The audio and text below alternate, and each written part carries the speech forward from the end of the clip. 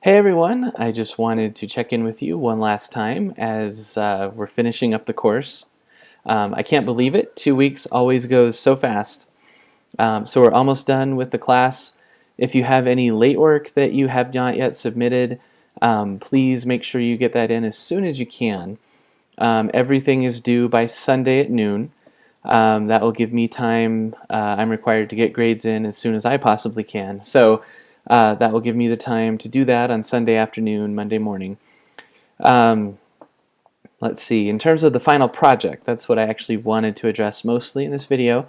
Remember that the final project, it's on Adobe Spark, but it is an enhanced annotated bibliography.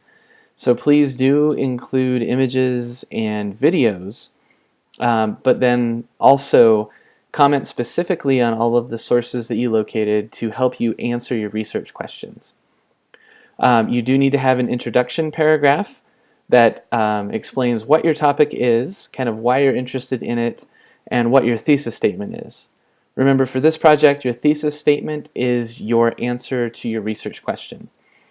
Even if it's not completely a solid answer yet, because we've only had time to do preliminary research, state what the answer you've reached thus far is, kind of what you're thinking about the question at this point and why.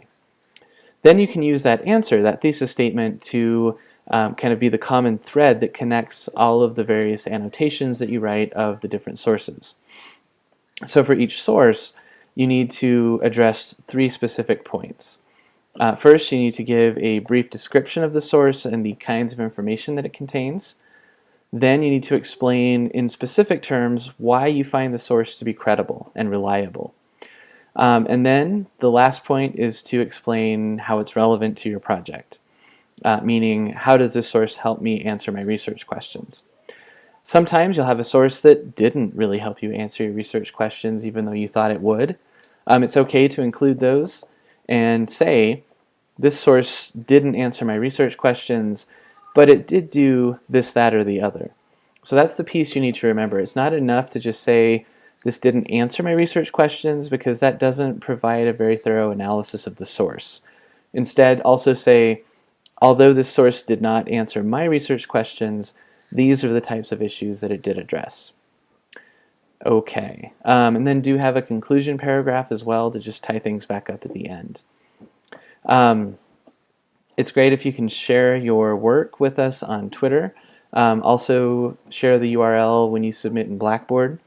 That way I'll be able to find your work easily and apply the rubric that I've shared with you all in terms of scoring the final project. Also, do double check to make sure that you have used the correct URL. You can't just copy and paste the URL that's in the browser bar when you're finished. You have to click share and go through the steps to share the project and copy that URL that's created once you complete those steps. Okay, so I think that covers most of the things that I wanted to mention. As always, if you have questions, please don't hesitate to ask. I will be in Santa Fe for part of the day tomorrow, but I'll be working on the class early in the morning, and I'll be available here and there throughout the day to respond to emails and texts, and I'll be around in the evening. Of course, I will be doing some Mother's Day stuff on Sunday morning, but then I'll be at work on the class by midday. So hopefully that helps, just to kind of explain where we're going for the last couple of days. It's been a great pleasure working with all of you and learning from your insights on New Mexico history. I know that it's kind of a whirlwind, but I want to applaud you and tell you to give yourselves a pat on the back for all the hard work that you've put in over the past couple of weeks. And let's go ahead and finish this thing strong.